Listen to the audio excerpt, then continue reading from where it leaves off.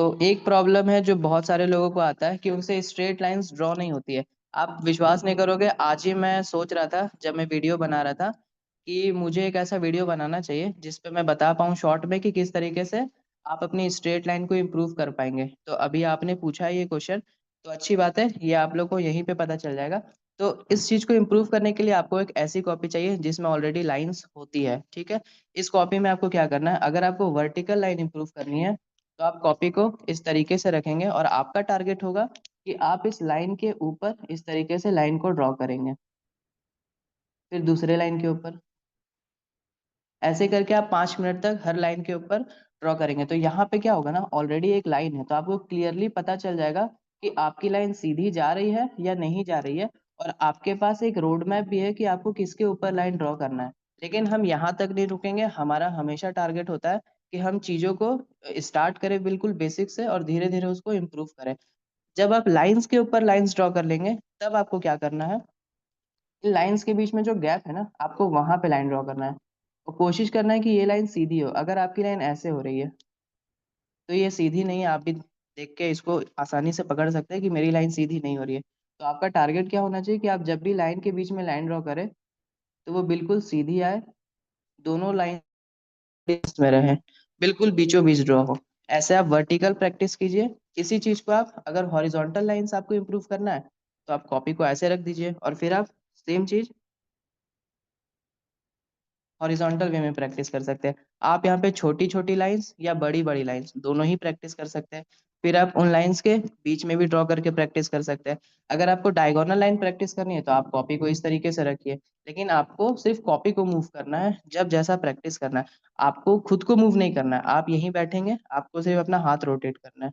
बाकी आप जैसे प्रैक्टिस करना चाहते हैं जिस भी टाइप की लाइन, उसके अकॉर्डिंग कॉपी को मूव कीजिए। अब यहाँ पे आपका टारगेट क्या होना चाहिए ना, कि आज अगर आप एक लाइन को या 5 लाइन को ड्रॉ करने में 1 मिनट का टाइम लेते हैं, ठीक है, एक के ऊपर एक के ऊपर एक, आपको 5 लाइन ड्रॉ करने में 1 मिनट का टाइम लग रहा है।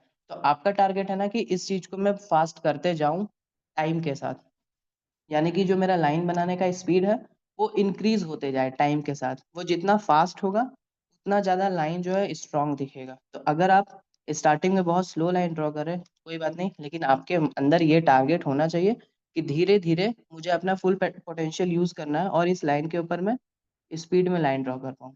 तो धीरे धीरे आपको लाइन का स्पीड बढ़ाना है। जब आप यहाँ पे इस चीज को कर लेते हैं तब आप एक नॉर्मल कॉपी लीजिए, लेंगे, और इस नॉर्मल पेज पर आप स्केल की हेल्प से एक स्ट्रेट लाइन ड्रॉ करेंगे, स्केल की हेल्प से, ठीक है, मैंने यहाँ डायरेक्ट किया, आप स्केल की हेल्प से करेंगे। इसको करने के बाद आपको क्या करना है ना, इसके पैरेलल में आपको लाइंस ड्रॉ करनी है, कुछ लाइंस राइट साइड में, कुछ लाइंस लेफ्ट साइड में, कुछ इस तरीके से। अगर ये बिल्कुल पैरेलल है, गैप बिल्कुल इक्वल है हर जगह, तो आपकी लाइन सही है। लेकिन अगर आप ऐसे कर दे रहे हैं तो आप समझ जाइए लाइन जो है आपकी टेढ़ी जा रही है, ठीक है। तो आपकी लाइन पैरेलल होनी चाहिए, कुछ राइट साइड लाइन ड्रॉ करेंगे आप और कुछ लाइन आप लेफ्ट साइड भी ड्रॉ करेंगे, और इसी चीज को आप वर्टिकल में भी करेंगे और इसी चीज को आप हॉरिजॉन्टल में भी करेंगे। तो इस तरीके से आप अपना लाइंस का क्वालिटी जो है वो इम्प्रूव कर सकते हैं। ओके, तो नेक्स्ट क्वेश्चन है कि जब हम वन लाइन टेक्निक को यूज करते हैं तो वहां पे हमें पेंसिल कौन सी यूज करनी है। तो एक्चुअल में अगर देखा जाए तो पेंसिल के बारे में हमको नॉलेज लेना होगा तब जब हम शेडिंग को स्टार्ट करेंगे, लेकिन अभी हमारा फोकस है सिर्फ और सिर्फ स्केचिंग पे। तो यहाँ पे हो सकता है आपको अगर बिल्कुल पेंसिल के बारे में नहीं पता है तो आपके पास डार्क पेंसिल भी होगी, लाइट भी होगी, तो आप कंफ्यूज हो रहे हैं कि मुझे कौन सी पेंसिल यूज करनी है। तो हाँ, ये बिल्कुल पता होना चाहिए। तो इसका बहुत ही सिंपल आंसर है, जब भी हम किसी चीज को ड्रॉ करते हैं तो हम एक बार में उसको फाइनल ड्रॉ नहीं करते। हम पहले उसका एक ब्लूप्रिंट बनाते हैं, रफ स्केच बनाते हैं, और ये चेक करते हैं कि क्या मेरा ये रफ स्केच बिल्कुल सही है। अगर हाँ, तब हम उसके ऊपर डार्क आउटलाइन बना सकते हैं। तो आप जब भी वन लाइन टेक्निक के लिए ड्रॉ करें तो आप बिल्कुल लाइट से लाइट पेंसिल का यूज करेंगे। और लाइट पेंसिल का यूज करने का यहाँ पे इम्पोर्टेंट तो है ही, लेकिन उससे ज्यादा इम्पोर्टेंट है कि आप पेपर पे पेंसिल को कितना प्रेस कर रहे हैं। अगर आप लाइट पेंसिल को भी बहुत ज्यादा प्रेस करके बनाएंगे तो भी ये गलत है, क्योंकि पेपर में वहां पे आप देखेंगे गड्ढा हो जाता है, जो कि शेडिंग करने के बाद भी वहां पे शेडिंग अच्छे से नहीं होती है। तो अगर आप डार्क पेंसिल यूज कर रहे हैं तो भी चलेगा, लेकिन कोशिश कीजिएगा लाइट पेंसिल यूज करें। और पेपर पे जो पेंसिल का प्रेशर है वो बहुत ही हल्का रखेंगे, ना कि डार्क, उसको बहुत ही हल्का रख के ड्रॉ करना है, ताकि अगर मुझसे कोई भी गलती होती है तो मैं उसको इजिली इरेज करके ठीक कर सकूँ। ठीक है।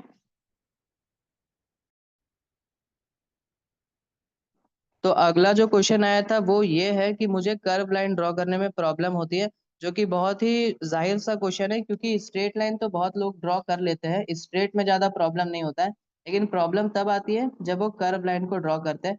और वो कर्व लाइन कैसी भी हो सकती है, बहुत ज़्यादा भी कर्व हो सकती है, बहुत बार भी कर्व हो सकती है, और उसका साइज भी डिपेंड कर सकता है कि वो किस एंगल में है और वो कितना बड़ा साइज का कर्व लाइन है। ठीक है, इस तरीके से।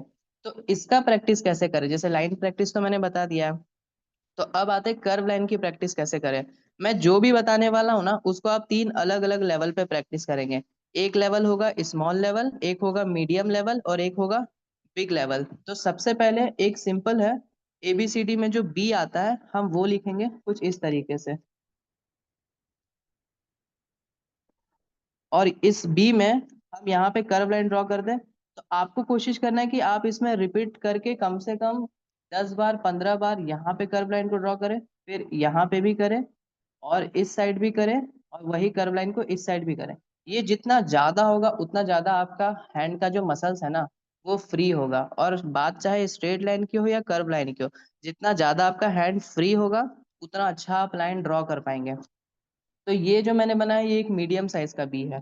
आप ऐसे छोटे साइज का बी भी बना सकते हो कर्व लाइन के लिए। ठीक है। और उसी तरह आप इतने बड़े साइज का बी भी बना सकते हो जहाँ पे आपका पूरा हैंड मूव होगा। तो इस तरीके से एक बी को, और आप गौर से देखेंगे ये एक वर्टिकल डायरेक्शन का बी है, तो सिर्फ एक बी को तीन अलग अलग लेवल पे आप प्रैक्टिस करेंगे। हर एक जगह पे 10 से 15 टाइम्स आपको पेंसिल चलाना होगा। इसी चीज को आप हॉरिजॉन्टल भी बना सकते हैं इस तरीके से, कंटिन्यू, एक बार इधर से, एक बार इधर से, एक बार इधर से, एक बार इधर से कम 15 बार 20 बार। फिर आप इस चीज को इधर भी करेंगे, इसी चीज को आप नीचे भी करेंगे, इसी चीज को आप इस साइड भी करेंगे। तो इस तरीके से आप इसको भी तीन अलग अलग साइज में ड्रॉ कर सकते हो। ये मीडियम साइज हो गया, आप स्मॉल साइज पे भी करोगे, आप लार्ज साइज पे भी करोगे। ठीक है। ये मैंने 6 प्रैक्टिस बता दिया आपको। ठीक है।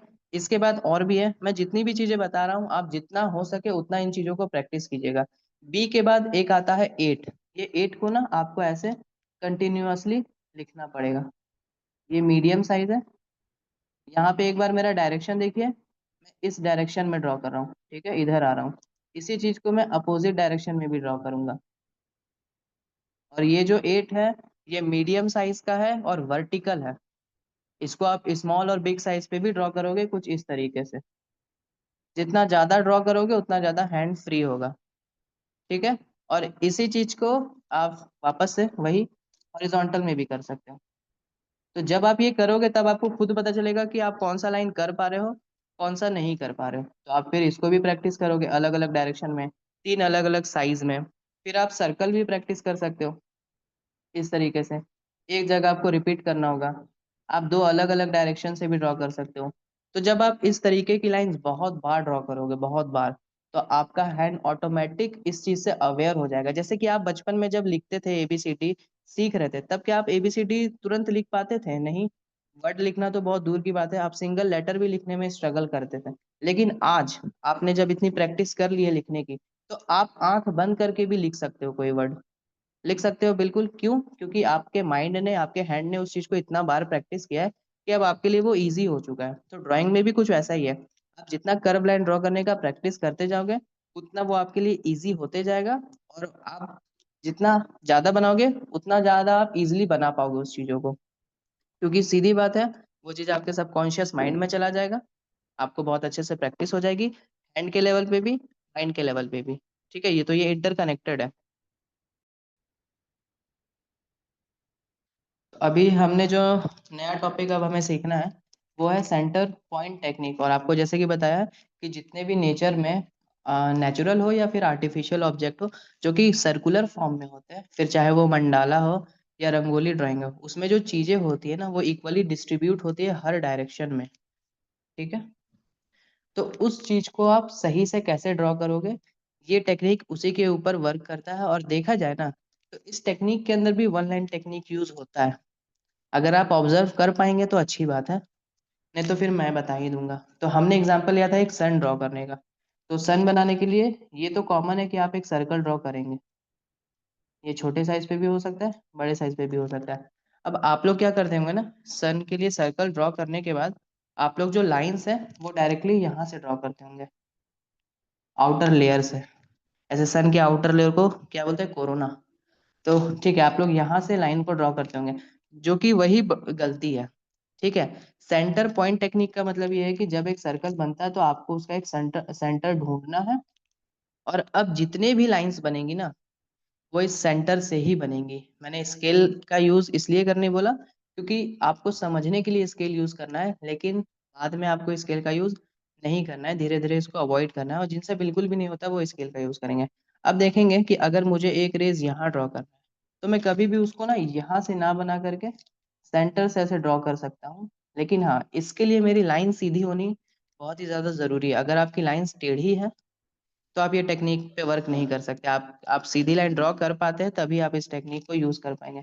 तो मैंने क्या बोला कि हम जो भी लाइन ड्रॉ करेंगे हम उसको बिल्कुल सेंटर से इस तरीके से ड्रॉ करेंगे कि हम इसके अंदर जो लाइन बनाएंगे वो हल्की रहेगी, जो इसके बाहर लाइन है हम उसको डार्क कर सकते हैं। ये इस तरीके से यहाँ की लाइन बनी। अगर मुझे यहाँ लाइन ड्रॉ करना है तो मैं यहाँ से ना करके सेंटर से ड्रॉ करते हुए आऊँगा और फिर इधर ड्रॉ करूँगा। ठीक उसी तरह मैं इधर भी बनाऊँगा। अंदर वाली लाइन को हम बाद में इरेज कर लेंगे। इधर नीचे की लाइन भी बनाने के लिए मैं इस तरीके से बनाऊंगा कि मैं ड्रॉ वहीं से करूंगा लेकिन इसको डार्क बाहर करूंगा। इन दोनों के बीच में भी बनाऊंगा, तो इस तरीके से मैं बनाऊंगा, सेंटर से बनाते हुए आऊंगा।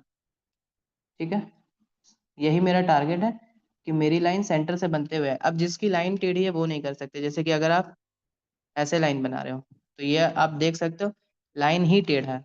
तो ये रूल, ये टेक्निक उनके लिए है नहीं। पहले वो फर्स्ट लेवल को कंप्लीट करे, अपनी लाइन को सीधी करे, तभी वो इस टेक्निक पे वर्क कर सकते हैं। तो जहां भी लाइन ड्रॉ करूंगा सीधा लाइन को सीधी रख के ऐसे ड्रॉ करूंगा। अब इनके बीच में भी ड्रॉ करना होगा तो मैं चाहूँ तो ऐसे करके ड्रॉ कर सकता हूँ यहाँ पे। तो जब इस तरीके से मैं जितना भी रेज बनाऊंगा ना, वो बिल्कुल इक्वली डिस्ट्रीब्यूट होगा, क्योंकि हमेशा सेंटर के सर्कल, क्या बोल दिया, सर्कल के सेंटर से ही सारी लाइन डिस्ट्रीब्यूट होती है। अब मैंने स्केल का क्यों रखने बोला, क्योंकि जिनसे भी ये डायरेक्टली नहीं बन पाता है वो स्केल की हेल्प से ऐसे करेंगे कि एक सर्कल तो ड्रॉ कर ही लेंगे और एक सेंटर पॉइंट भी दे देंगे। अब जितनी भी लाइंस बनानी है, जैसे कि मुझे एक लाइन ऊपर बनानी है और एक लाइन नीचे, तो मैं इस स्केल को बिल्कुल ऐसे पॉइंट पे रखूंगा। ठीक है, और एक लाइन ऊपर ड्रॉ कर सकता हूँ, एक लाइन नीचे। अब आप बताना ये स्केल सही जगह है क्या? नहीं है, क्योंकि ये सेंटर पे नहीं है। अभी भी स्केल सही जगह नहीं है क्योंकि ये सेंटर पे नहीं है। अब ये बिल्कुल सही जगह है क्योंकि ये सेंटर के डॉट पे है। तो अब मैं जिस भी डायरेक्शन में चाहूँ उस डायरेक्शन में लाइन बना सकता हूँ। यहाँ पे मैं जितनी भी लाइंस बनाऊंगा ना, सब बिल्कुल सही बनेंगी। इसको कोई भी डिनाई नहीं कर सकता कि आपकी कोई भी लाइन खराब डायरेक्शन में। तो ये हो गया स्केल का यूज करके बनाना, जब आपके लिए ये चीज थोड़ी हार्ड हो डायरेक्टली हाथ से ड्रॉ कर पाना। और जिनकी लाइन अच्छी है वो इस चीज को डायरेक्टली अपने हैंड से ही ड्रॉ कर सकते हैं। ठीक है, तो ये था सेंटर पॉइंट टेक्निक, कि हम सर्कल बनाने के बाद एक सेंटर चूज करते हैं और जो भी लाइंस बनेगी वो सेंटर से बनते हुए जाएगी। ये आप कितना भी बड़े साइज पे ड्रॉ करें, कितना भी बड़ा साइज पे, एक बड़े से ग्राउंड में भी अगर ड्रॉ करना चाहते हैं ना, तो भी अगर आप इस टेक्निक से बनाएंगे तो आप इसको सही ही बनाएंगे। और कितना भी छोटे साइज पे भी ड्रॉ करें तो भी वो सही होने वाली है। अब इस चीज को हम समझेंगे कि फ्लावर में इस चीज को हम कैसे बनाएं। जैसे मैंने आपको ग्रुप में भेजा हुआ है फ्लावर का फोटो, बहुत सारा। ठीक है, तो सबसे पहले तो मैं आप लोग से पूछूंगा कि क्या आप लोग उस फ्लावर को कैसे बनाओगे। ओके, तो मैंने जो फोटो भेजा है ग्रुप में उसमें आप देखेंगे कि उसको भी हम इसी सेम टेक्निक से ड्रॉ करेंगे। और जो जो मैंने प्रॉब्लम बताया ना, कि पेटल्स का लेंथ कभी छोटा बड़ा हो जाता है, पेटल्स का थिकनेस कभी ज्यादा कम हो जाता है, या पेटल्स का डायरेक्शन कभी खराब हो जाता है, ये तीन मेजर प्रॉब्लम है जब भी आप किसी फ्लावर को बनाएंगे बिना किसी टेक्निक के। तो अब इस टेक्निक से बनाएंगे और इन तीनों प्रॉब्लम को ओवरकम करेंगे। तो आपको भी पता है कि सबसे पहले हमें एक सर्कल बनाना है जो कि इस फ्लावर के बिल्कुल सेंटर में है। ठीक है, ये फ्लावर है और इसके सेंटर में जो सर्कल है हमें सबसे पहले वही बनाना है, क्योंकि सेंटर टेक्निक ही हम लोग सीख रहे हैं। और उसके बाद एक डॉट बनाना है बिल्कुल बीच में। ठीक है, ये हो जाएगा। उसके बाद आपको क्या करना है वो ध्यान दीजिएगा। अब आपको ना ऐसे ही एक एक लाइन जो है ना, ये ड्रॉ करना है हर एक पेटल के लिए। और इस फोटो में आप देख सकते हैं कि 8 पेटल्स है, ठीक है। 4 जो है वो प्लस डायरेक्शन में है, इस डायरेक्शन में है 4, और बाकी के जो सर 4 है वो मल्टीप्लाई डायरेक्शन में है। क्या हुआ, कुछ बोल रहे हैं? मैं मैंने बनानी। 1 मिनट, मैंने बोला ना, जब मैं बताऊंगा तब आप सुनिएगा, फिर मैं आपका बात देखूंगा जो भी है, ठीक है। अभी आप सुन लीजिए एक बार जो मैं बता रहा हूँ, ठीक है। तो ये चीज, तो क्या करना है ना, आप देखेंगे 4 जो पेटल्स है वो 4 अलग अलग डायरेक्शन में है। 4 पेटल्स जो है वो प्लस फॉर्म में है, और बाकी के जो 4 पेटल्स है वो मल्टीप्लाई फॉर्म में है, ठीक है। आप बताइएगा कि अगर मैं पेटल्स को ऐसे बनाता हूँ तो ये गलत जाएगा, क्यों? क्योंकि गैप अनइवन है, इधर ज्यादा गैप है, इधर कम गैप है। तो जब मैं इस पेटल के लिए लाइन बनाऊंगा तो बिल्कुल बीच में बनाऊंगा, इस तरीके से। तो 8 पेटल्स का डायरेक्शन बिल्कुल ड्रॉ हो चुका है। अब डायरेक्शनल मिस्टेक तो मुझसे नहीं होने वाला है, जो भी पेटल्स बनेगा उसका डायरेक्शन बिल्कुल सही जगह आएगा। एक प्रॉब्लम तो एलिमिनेट हो गया, और लेंथ वाला प्रॉब्लम भी खत्म हो चुका है, क्योंकि अब मुझे पता है कि मेरा सारा पेटल्स का लेंथ कितना है। ये पेटल इतने दूर तक बनेगा, अगर ये 4 सेंटीमीटर है तो सबको 4 सेंटीमीटर ही रखना है, ठीक है। आप चाहो तो इसको स्केल से भी बना सकते हो और डायरेक्टली भी ड्रॉ कर सकते हो। ये जब यहाँ तक हो जाए तब आप पेटल्स बनाओगे। और इस फ्लावर में अगर पेटल्स को हम गौर से देखें, तो अगर वो लाइन के इस तरफ इतना थिक है, इतना मोटा है, तो लाइन के इस तरफ भी इतना ही होगा, ठीक है। और यहाँ पे आ जाता है वन लाइन टेक्निक वाला थोड़ा सा, कि लाइंस के इधर इतना, लाइंस के इधर भी इतना। ऐसे आप एक पेटल को बनाएंगे, दूसरे पेटल्स को भी बनाते वक्त इसी तरीके से करेंगे। पहले थिकनेस का लाइन ऐसे मार्क कर लेंगे और फिर इसको कनेक्ट करेंगे। इस तरीके से आप दूसरा पेटल भी बनाएंगे, इसी तरीके से आप तीसरा पेटल का भी मार्किंग कर लेंगे और उसको कनेक्ट करेंगे, और इसी तरीके से आप सारे पेटल्स को ड्रॉ करेंगे यहाँ पे जितना भी है। यहाँ इंपॉर्टेंट बात यह है कि जो लाइन के इस तरफ इतनी होगी वही लाइन के इस तरफ भी इतनी होगी, और इसी तरह से आप बीच वाले पेटल्स को भी ड्रॉ करेंगे। मैं पूरा ड्रॉ नहीं करूंगा क्योंकि मुझे समझाने के लिए इतना काफी है। जब आप इसको सब मैं इसलिए भी ड्रॉ नहीं करूंगा क्योंकि टाइम लगेगा, लेकिन हाँ समझाने के लिए अगर आप यहाँ तक समझ पा रहे हैं तो अच्छी बात है। जिस तरीके से मैं बता रहा हूँ कि हाँ, पेटल्स का थिकनेस भी यहाँ पे प्रॉब्लम सॉल्व हो चुका है, क्योंकि हम लाइंस के दोनों साइड इक्वल रख रहे हैं। पेटल्स का लेंथ का भी प्रॉब्लम सॉल्व हो चुका है, क्योंकि सारी लाइंस इक्वल है। अगर एक 4 सेंटीमीटर तो सब 4 सेंटीमीटर है। और पेटल्स का डायरेक्शन का भी प्रॉब्लम खत्म हो गया, क्योंकि पेटल्स तो मेरे स्ट्रेट लाइन के अराउंड ही बनेगी ना, और स्ट्रेट लाइन जो है वो बिल्कुल सही डायरेक्शन में है। तो ये बाकी सब भी सही डायरेक्शन में होगा। तो अगर आप इस टेक्निक से बनाएंगे फ्लावर को, और सिर्फ यही फ्लावर नहीं है, मैंने ग्रुप में और भी फ्लावर्स भेजे हैं, उसमें भी अगर मैं आपको एग्जांपल दूं तो इन सब फ्लावर्स में भी आप देखेंगे तो वही टेक्निक यूज होगा। ये है सेंटर सर्कल, एक लाइन इधर, एक लाइन इधर, एक लाइन इधर, और उसके अराउंड पेटल बन जाएगा, और फिर जो बीच बीच में पेटल्स है वो बनेगा। इस फ्लावर में भी बीच में एक सेंटर है, 4 लाइन निकलेगी प्लस के फॉर्म में, सबके अराउंड पेटल बनेगा और फिर उनके बीच में पेटल बनेगा। और वही सेम काम यहाँ पे भी होगा। यहाँ पे पेटल्स का डायरेक्शन डिफरेंस है, देखेंगे ये सीधी ना होकर के थोड़ी सी टेढ़ी है। आज लगता है बारिश का मौसम आ गया गर्मी में। तो ये सीधी ना होकर के थोड़ी सी टेढ़ी है, इधर है, ये इधर है, सीधी ना होकर के थोड़ी ऊपर है, ये भी थोड़ी सी नीचे है, ये भी बिल्कुल सीधी ना होकर के थोड़ी सी टेढ़ी है। तो ध्यान रखिएगा आप लोग कि पेटल्स का डायरेक्शन के अकॉर्डिंग आपको स्ट्रेट लाइन ड्रॉ करना है, ये आपको अपने मन के अकॉर्डिंग नहीं करना है, पेटल्स का डायरेक्शन के अकॉर्डिंग करना है। और हाँ, जब आप अपने मन से कोई फ्लावर बना रहे हैं तब आप इस चीज को अपने मन के अकॉर्डिंग रख सकते हैं। आपको जिस भी डायरेक्शन में बनाना हो, जितना भी बनाना हो, आप कर सकते हैं। इस टेक्निक का ये भी फायदा है कि आप लोग इस टेक्निक का यूज करके फिर चाहे वो रंगोली हो या मंडाला हो या किसी भी साइज पे ड्रॉ करना हो, इजिली कर पाएंगे और सही तरीके से कर पाएंगे, विथ प्रूफ कि मैं जो बना रहा हूँ वो बिल्कुल सही है।